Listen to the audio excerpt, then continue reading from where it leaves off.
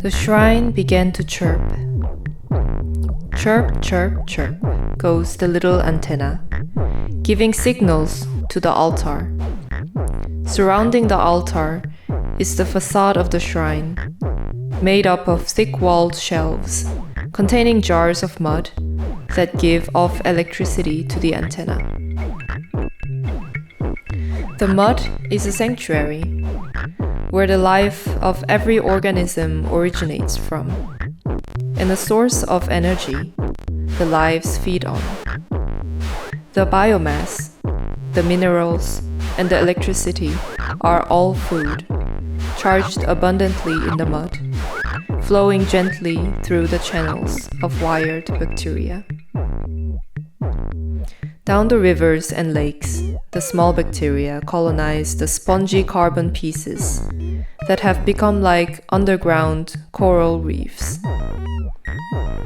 The porous carbon structures stretch from the shallow bottom of the waters, deep down the dark wet soil of about 10 meters. Some deepest clusters reach up to 20 meters underground. This massive scale structure had been machine-produced by ancient humans and buried under the wetlands to breed the geobacter and schwannella. At the beginning of this industrial project, the humans had extensive plans, far too ambitious to achieve everything that needed electricity on Earth to be powered by the Earth, the soil. While the plan was there, the doom was near, which the short-sighted humans could not foresee. Much of what was living on the ground collapsed, and the power-hungry machines slowed down. There were dissonant noises as things melted and dissolved. The world had crumbled, but not everything was gone. There were still human survivors, soaked and crawling on the ground, broken, but with the will to live on. The wetlands, old and new ones, were scorched and polluted. However, the muddy world deep under the lakes and rivers was the safest place for the living, the moving, and the unmoving beings. The minerals were trembling and circulating. The bacteria were multiplying with heat. Small fragments of machines were still squeaking with a touch of gentle current produced by bacteria.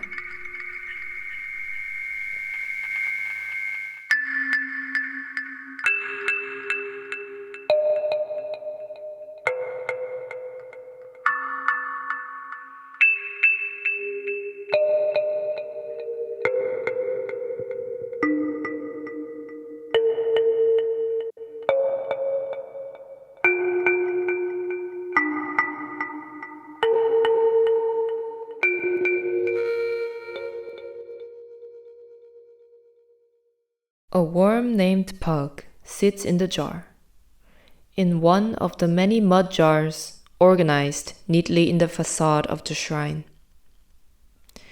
To be exact, it is the 23rd jar from the left on the second row from the top that contains the most chunky and black soil of all.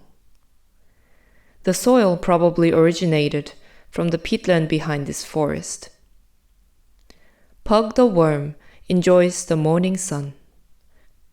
The worm rays penetrate the well-maintained surface of the glass jar, warming the water inside where water beetles swim, and at last touching the worm's skin. Once the sun shines, worms all start to dance, the squiggly dance that every surface worm does in the shrine.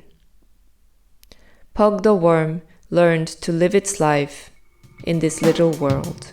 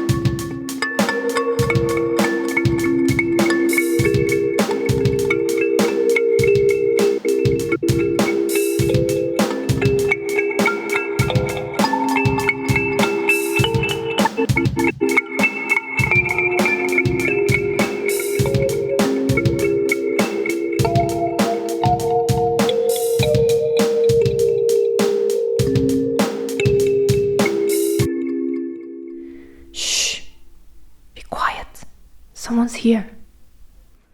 The worms whisper as they one by one slow down their squiggles.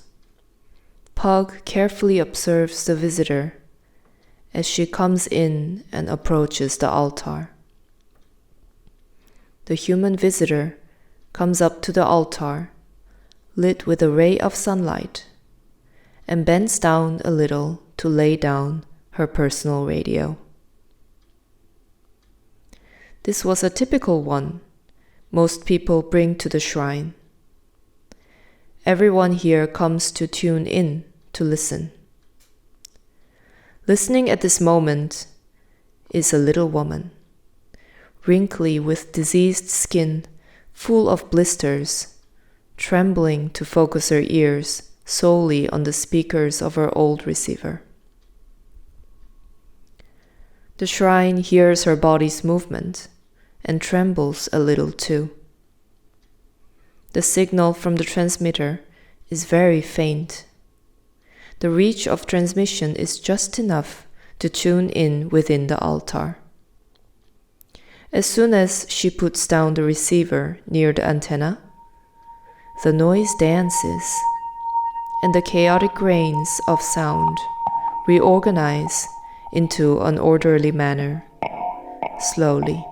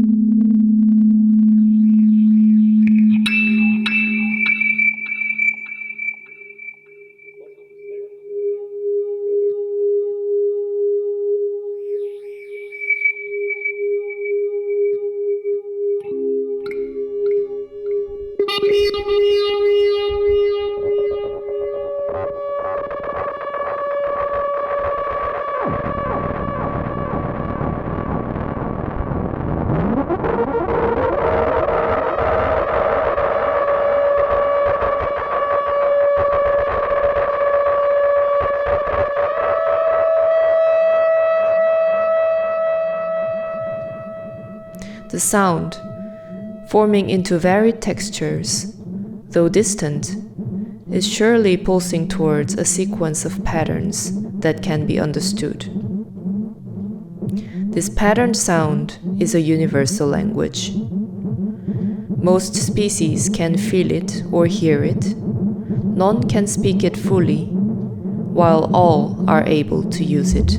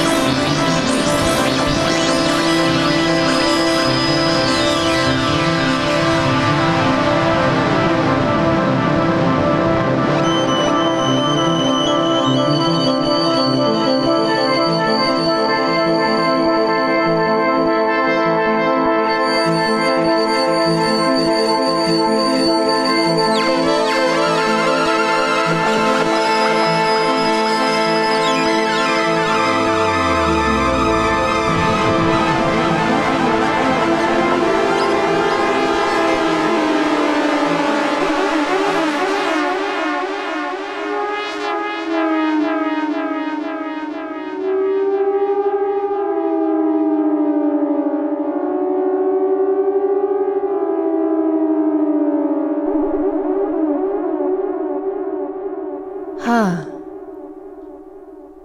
The visitor bursts out a gentle sigh as her ears catch the murmuring from the radio. Her short hair faintly swings in the wind as a breeze enters the window of the altar room. Outside, a huge canopy of the tree's branches and leaves hugs the small shrine, and the sound of the countless leaves swaying in the wind blends with the sound of the radio. The tree laughs and sighs with relief. The shrine was built after the collapse, as surviving humans started to gather around the old tree.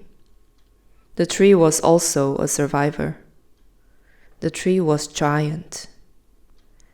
Humans tended the tree as they started to recover together. The tree talks to her human kin through this shrine. The visitors tune in to hear the memories of the tree. The stories from ever since the tree sprouted from a little seed, 1,400 years ago. The tree's memory stretches to the time before the collapse and winds up all the way to the here and now. Humans tell the trees their stories back. What they have seen, what they have learned, what they have experienced. The tree stores the collective memories in herself and tells them again to the children of her kin. The stories circulate and evolve, shape the world outside, and come back again.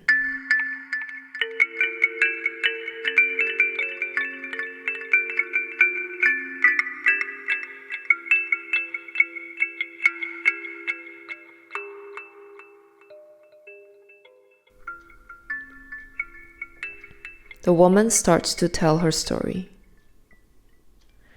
Today, my son was playing at the Black Lake again, following the miners. We still mine carbon from the lake to build power cells for when we need electricity and wireless connection. The island in the middle of the lake is evolving, and we are only now getting to know it better. The tree listens carefully. The tree recalls the bottom of the lake as she feels the cold and humid mud at the edge of her roots. Her vast roots go about the whole forest and the city, and at the west side of the forest is the lake. The little shrine uses electricity from the mud jars, and there are carbon chunks in each jar that originate from deep down the Black Lake. The tree feels the abundance of electrical charge in the dark mud and shivers. The tree stretches her fine roots and touches the slimy edge of the carbon reef. These structures are irregularly shaped, like clusters of many chunks of volcanic rocks, all different shapes and sizes, arranged in erratic ways, as the earth had long ago turned around and mixed up the original order into a new one. The deeper parts within the mud have still preserved some original shapes of these, which look more orderly and numbered. It is not only the organisms that have been adapting and evolving. The reefs have been growing, with more and more debris accumulating and biofilms forming in tightly packed layers on top of each other, contributing to a more complex and rigid home for even more living matter to accumulate. More and more species rely on these underground reefs, forming a dominant driver of the ecosystem.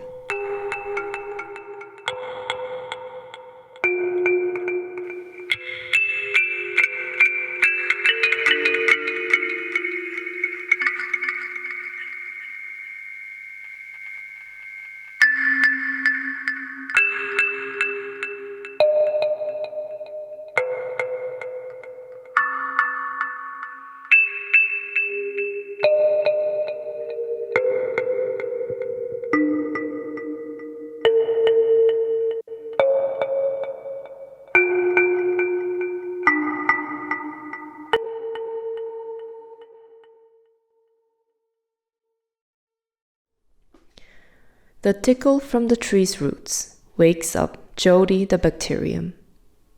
Small bubbles form as little Jody yawns a molecule of carbon dioxide. Living is never a problem for bacteria. They are able to multiply and reproduce, copying themselves, pasting themselves. One becomes many, and many becomes one. And again, the cycle continues for generations. Jody is the name of a bacterium, a newborn, fresh and full of energy. Jody the bacterium likes to move a little and nudge others away so that it can chew on the molecules better. Jody's body is about 1 nanometer long, just like their relative stuck next to Jody, who is about half a nanometer wide. And also there are 30,000 relatives that came from the same ancestral body, some older than others, some much younger than others. Jody sits on top of a massive heap of breathing bodies, which Jody calls home. Jody munches on the mud particles, especially acetate, and feels the molecule swirling inside their membrane, breaking down into pieces. Jody let go of free electrons through their nanowires, the fine hairs that connect their family together, and to the carbon reef. The network of hair transports the electrons constantly, while the carbon reef is busy sucking up billions of electrons, flushing in through the innumerable network of nanowires. Jody sees nothing, but can feel the surroundings. The muddy world underground is as dark as the universe without stars. Jody feels the current of water through the unstable mud, and the touch of the tree's roots from the nearby forest. Munch, munch, munch. Jody munches on the molecules day and night.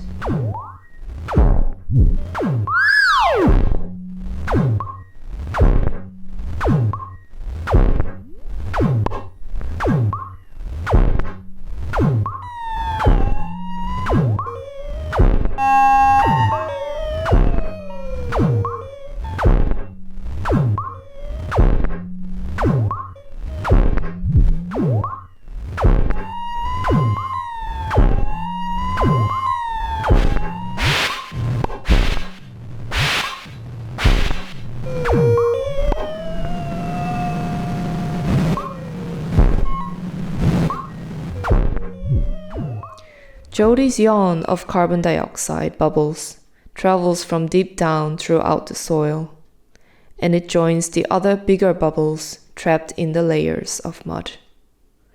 The gas in the mud gives a soft, spongy structure to the soil. A blue-gilled carp notices an air bubble coming up from the ground, twirling up as it expands, rising upwards until it meets the surface. The surprised young carp jumps to the nearby forest to hide itself among the wires. Reaching from the reef's course up to the surface of the water is the forest of stainless steel wires. Wound in thick strands, the murky wires covered with algae and moss wave in the stream of the inner lake, as if a dense kelp jungle. Wires are busy. As the bacteria munch on the soil and poops out the electrons, the wires transport these electrons up to the island floating on the lake. The pulse is getting stronger. The tree is breathing and is knocking on the island, a wake-up call. The carps whisper as they swim across the wire forest. The tree notices the charge of electricity is more than enough. The tree wakes up the machines to start their 28,039th session of movements after another hibernation.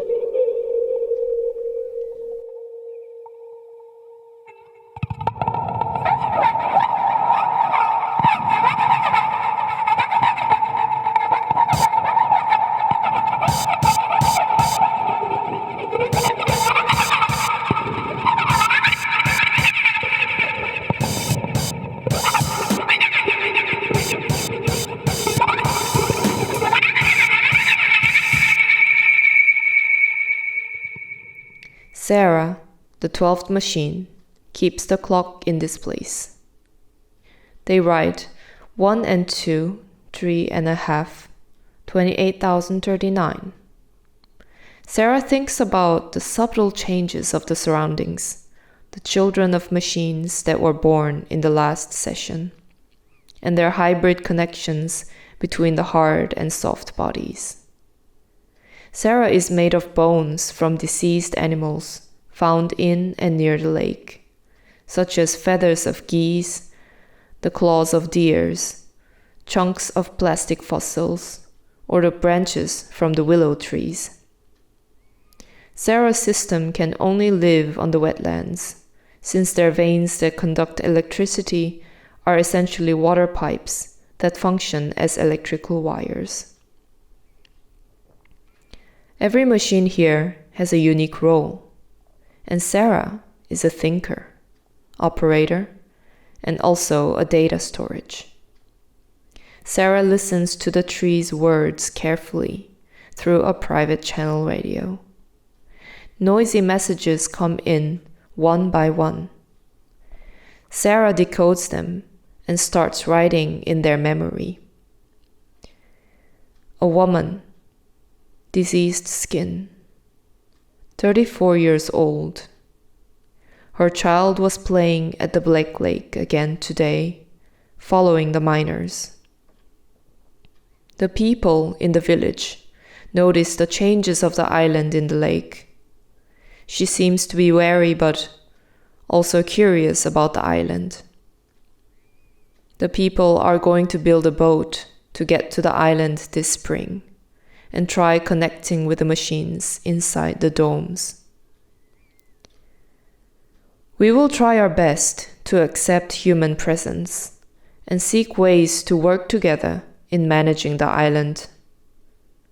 The island is not only a place of memory, not only an archive of the past, but also a gathering of species and machines, forming a resilient ecosystem.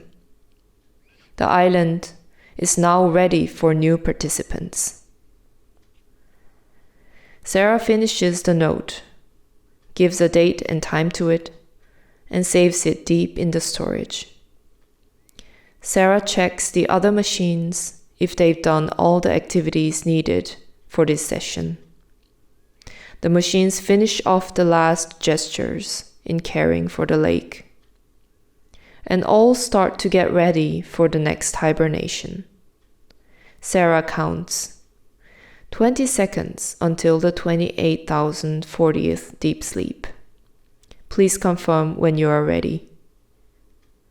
The machines one by one give the last signals, and at last, the final machine switches off the power. The island is asleep once again, and the tree retreats her roots.